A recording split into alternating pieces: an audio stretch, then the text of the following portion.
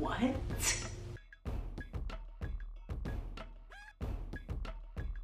Hey YouTube, welcome back my YouTube people. How is everybody today? Okay, so by the way, you're gonna notice the villain shirt, which encompasses our theme for today. I love Disney villains. Not a sponsor, wish I was, but I love Disney villains. So which Disney villain do you resonate with? I resonate, I think, with Maleficent, because if you've seen the movie, a friend backstabbed her. So this all goes within the same theme. So perfect. Shout out to all my Disney people. I missed working with you. It was such a great time always going out to Burbank and spending time with you. So mwah. This could be about a friendship breakup. Could be about, a friendship that you had at work, a fake friend that you had at work that backstabbed you. This is gonna segue us into the story that I'm about to tell you now. So I don't know if you guys ever seen the movie with Ray Liotta. I think it was that gangster movie. I'm not sure if it was Goodfellas or not, but there was a quote in that movie that says, he was talking about somebody coming back and killing them or doing something to them, and it's usually your best friend that did it. Here we go. So when I was in school, I had a friend who was living with a guy. She wasn't in the dorm or anything. This was my last year at FIT, and said guy kicked her out, and she came to live in the dorm. Anyway, we spent a lot of time together. We were really good friends. We would uplift each other, or at least I would uplift her. I don't really remember how that went, but I know I did a lot of uplifting. So anyway, guy comes back, they get married. I end up going to their wedding. I end up eating caviar, which I don't like caviar. It's disgusting. So they have really good champagne there, right? So I drank like 4 or 5 glasses of champagne on an empty stomach, and I don't know what happened. I ended up singing in front of all of these strange people at her wedding. Whatever. Anyway, so I get a job at this my first fashion company. Was so happy, and when you're excited, you want to share things with your friends, right? So there was an opening for another assistant designer. So hey, come work with me. I came and I got this job, and I think it's okay, so why don't you come work with me, and it'll be great. We'll have a great time, and we'll bond, and we'll grow, and we'll do all kinds of things. Okay, so she came on board, and she started working with me. Day one, all of a sudden, this girl forgot everything we learned in fashion school, okay? She would look at me from across the room and panic, sheer panic. I don't know what I'm doing. I'm like, I got you, because that's the type of person I am, I'm not sitting there getting all nervous or anything. I'm gonna try to fix the problem. So I would help her every chance I got. So it came to the point where it was really me doing a lot of the work for her. And I noticed that she started to get really chummy with my boss and the other designer that was there, which was fine. I'm not a hater, but okay, let me backtrack. My boss, the woman that was my boss, let's call her Luann.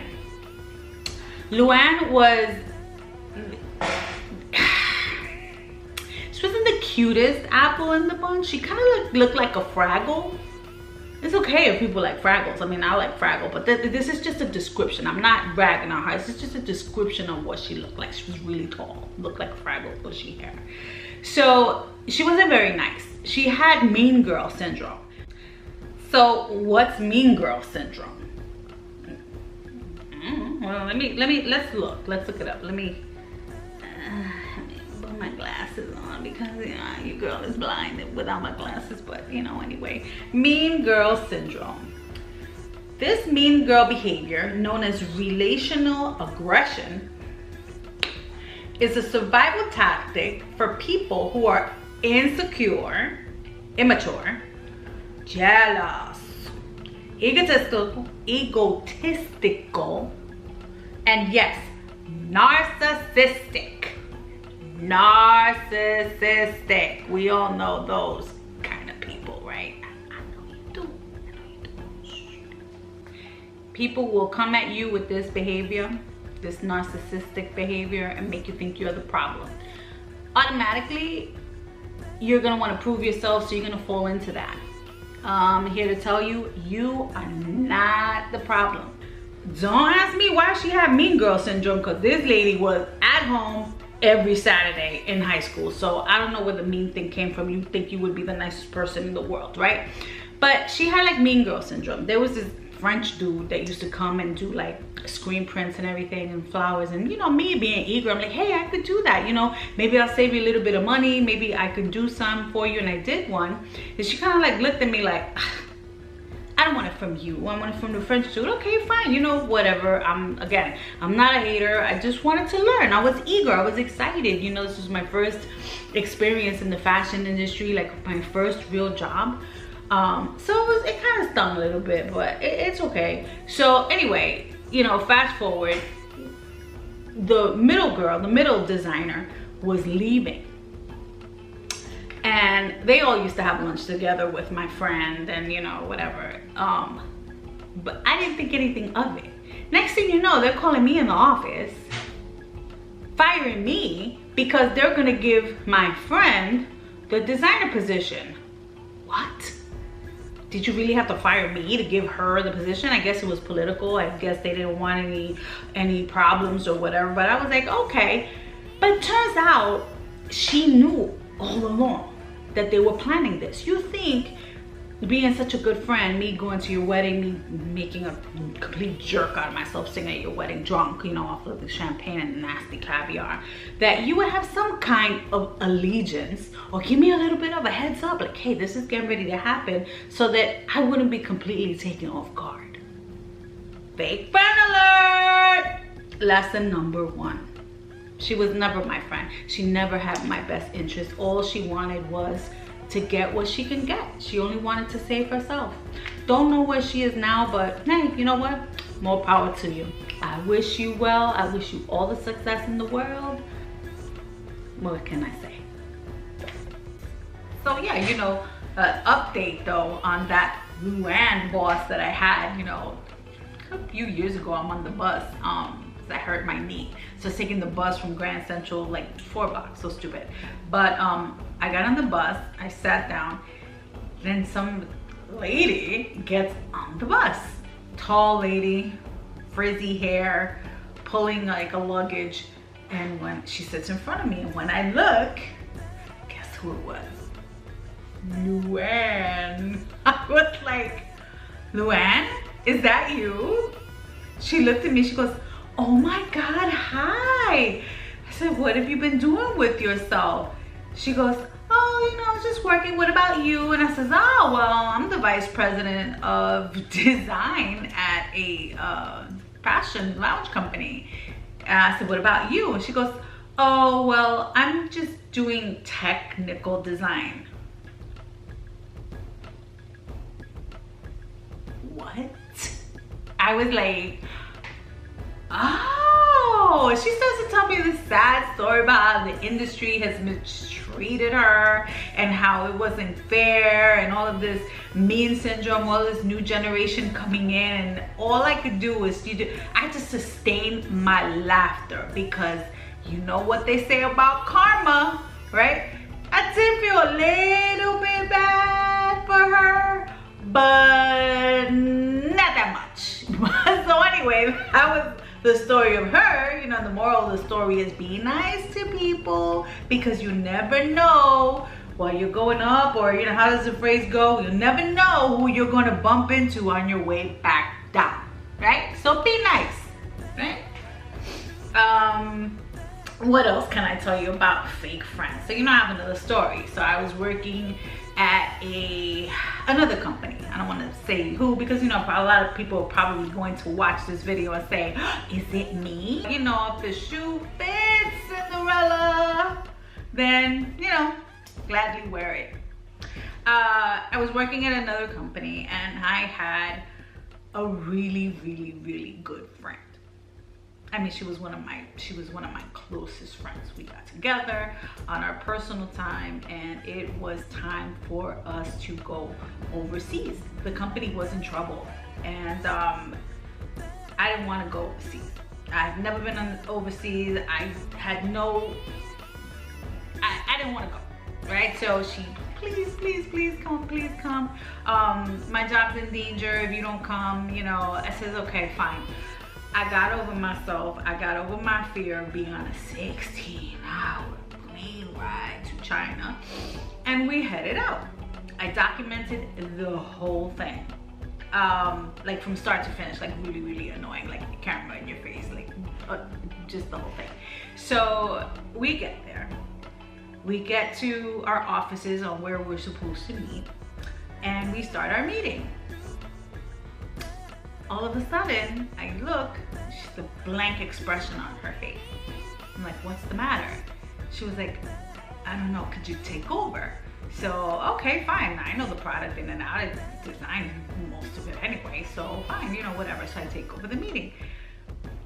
I don't know if she liked that very much. I think she was feeling a certain type of way that I did take over, but like, make up your mind. Are you gonna step up and get the job done, or are you going to hand it over to somebody else who feels more comfortable? Obviously, she was having some kind of breakdown or something, and I didn't judge her because she was my friend, so I wanted to do my best to help her. So I took control. I mean, look, this was a heck of a trip. We were in the middle of a typhoon.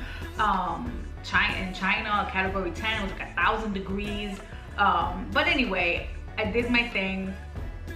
She didn't appreciate that the people in China were like, oh, you know, some lady made a snide remark. She was like, oh, she should be in charge or whatever. I don't think she liked that either. Nevertheless, I wasn't like that. I'm not like the type of person that needs to have, you know, glorification all the time. All I want is for my product to look good. The only thing that I asked for, right, was at the end of this trip, I want to be promoted to art director because I feel that I deserved it, you know? So we came back with like 500 samples, which is like unheard of in the short amount of time we were there with a category 10 typhoon. When we get back, she beats me to the office. I'm like, look, I am jet lagged. I don't even know what day it is. I'm going home. I'm gonna go get about 2 days of sleep or whatever, and I'll see you like on Monday. We get there on Monday. Everybody is singing the praises on all how beautiful the product looked and everything. And I said, all right, great. You know, it's awesome. Like the bosses, which really favored her, you know, because she's the boss. And I'm not the one to be like, pick me, pick me, pick me. I'm not a pick me. I'm not the pick me chick, okay? They were all praising her on the job well done. Fine, you know, she was my superior or whatever. Great, job well done. But I noticed that they just looked at me like, no, hi, you know, and I said, oh, okay, you know, I'm not sensitive either, you know, so, but I'm very aware of my surroundings, and I can see people coming a mile away. So I kind of get a feeling of what's going on here. So I say, okay, what about my promotion? Can you please talk to the bosses about my promotion? She went to talk to the bosses about my promotion. Do you know what they told her? You know what they asked her? Well, what has she done? Are you kidding? What have I done? Like 400 or 500 samples that you have sitting in your showroom right now that you're like going ape about. I didn't know what to say. I was like, what do you mean you don't know what I have done? Now I'm starting to get indignant, right? Now the Latina, the HPR, hysterical Puerto Rican, is like starting to emerge. I'm trying to like, get back down, get back down. You don't want to show that's how you hear. It's professional. So I pull her to the side. I'm like, what's going on? She's like, oh, I don't know. I said, you know what? If they don't give me this promotion, I'm leaving, and I'm going to a competitor, right? Now I've been notorious for doing that. If I didn't like anything in a job, I was out. I didn't care what. You know what? Talent walks. Learn the lesson, people. If you're in a position and you don't feel like they are giving you the respect that you need, you know, don't ever make a decision on emotion, you know, but know how to read the room and know when you're not being appreciated and know where to go. I always tell my daughters, I always tell everybody I know, go where the love is. You'll be happier when you go where the love is. So I decided to give it one more chance. You know, I passed the owners of the company in the hallway and they just give me this look of disdain, like, ugh. And I'm like, what is going on here? Do you not realize what I just did? I just left my family for 15 days to go to a foreign country that I've never been to work my behind off for you. How ungrateful are you? And now I decided you don't deserve me. So you know what? I didn't say anything else to my friend. I go on the interview. I get the job. I come back in. I'm leaving. I'm going to the competitor.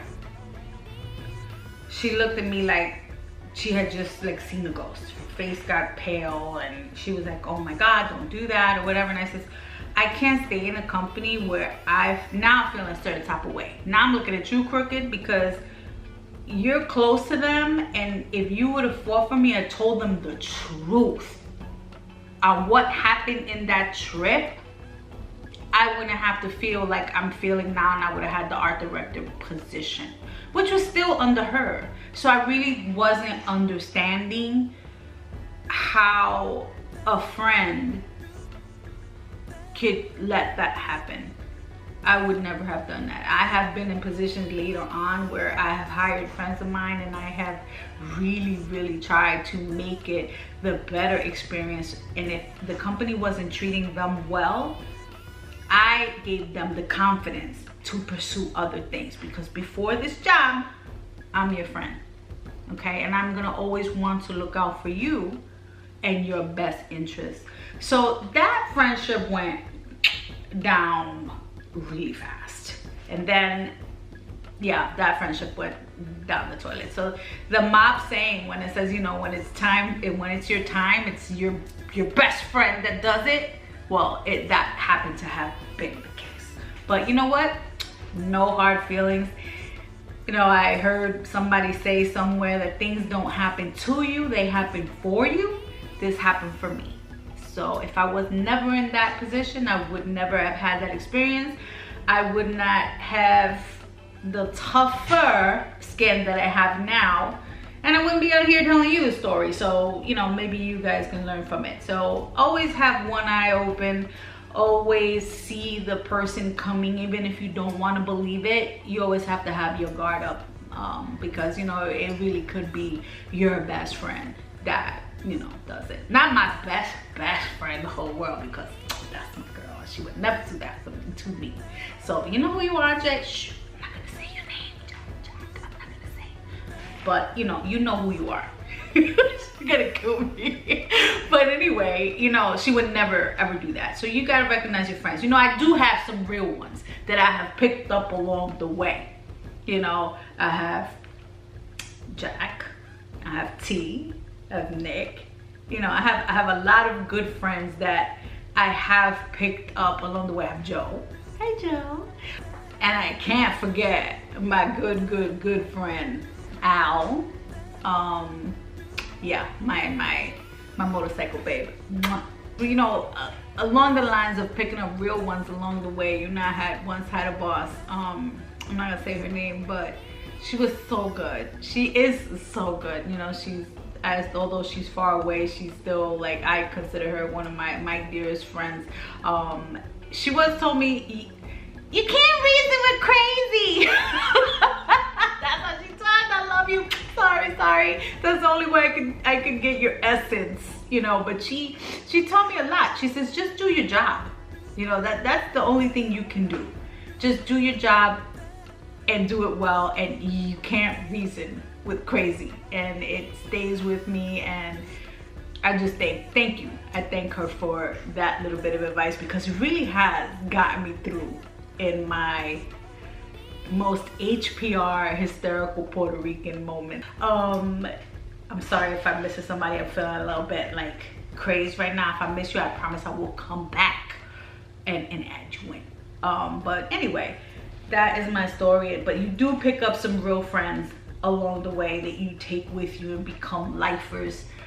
These are people who have your back without having any reason to have your back other than them being your friend, you know. And those are the ones you look for, and those are the ones that you do appreciate a miss and a bad ones.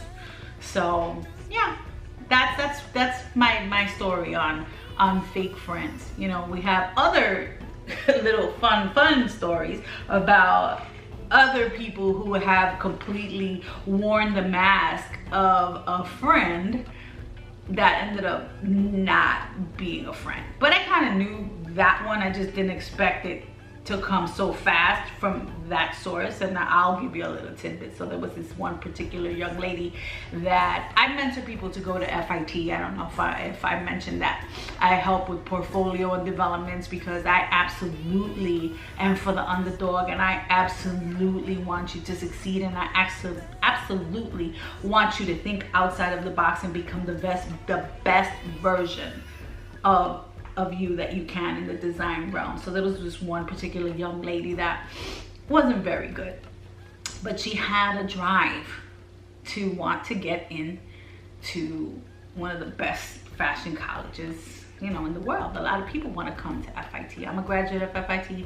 My 2 daughters are graduates of FIT. My best friend is a graduate of FIT. You know, we're FIT people.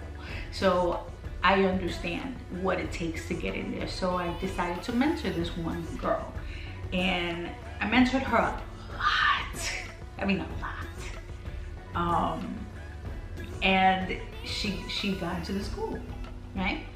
She was so happy. So we would travel into the school. I even told mom, I said, hey, you know, I'll take care of her, you know, to come into the city. I'm going into the city anyway, so I don't mind in doing that. So one day, you know, she gets into kind of like a little tiff with my older daughter on something, but something so dumb.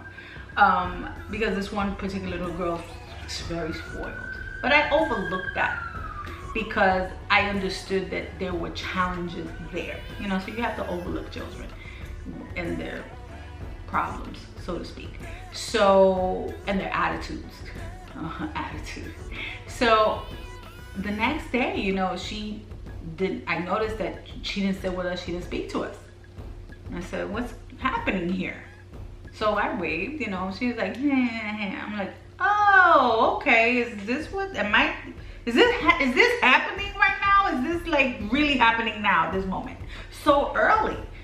And I said, oof, so one day you're going to really regret acting like such a spoiled little so yeah, never spoke to us again.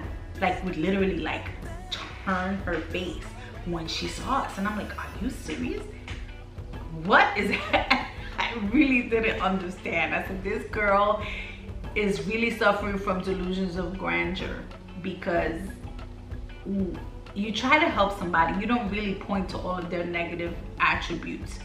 And there were a few, you know, that would prevent her from becoming successful in the industry. You know, not to mention FIT is a school where you have to go for 2 years, right? And then you graduate.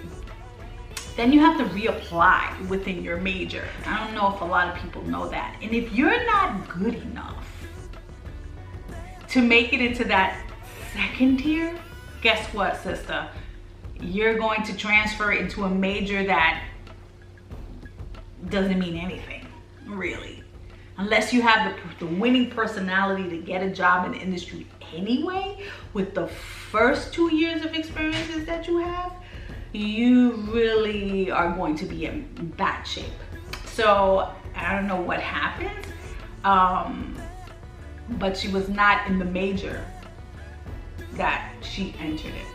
So, you know, she'll probably say, or whoever probably, oh, I wanted it like that. I wanted it to be like that. Nobody in their right mind goes into the fashion design program that really wants to be a fashion designer and ends up in a program that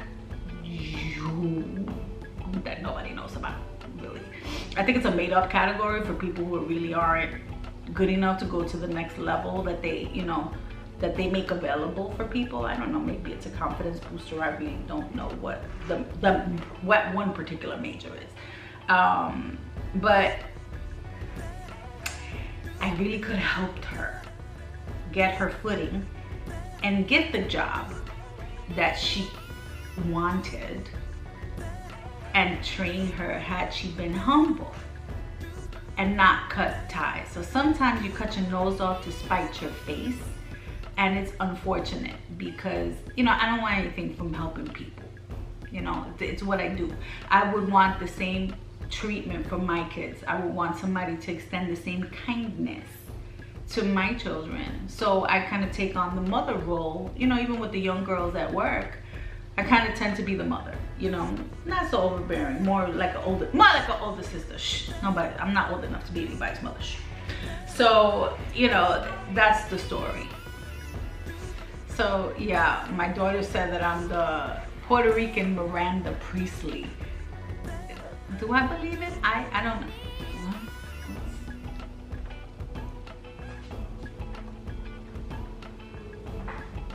I guess I am. She just handed it to me, a little poop emoji. Take this. Get out of here. Anyway, you know, in life, you know, you're gonna have haters.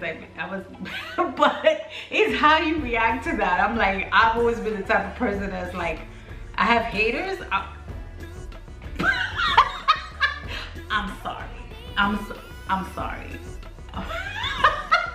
Not sorry. I'm like, I have haters where? I'm okay. I have haters. I'm good.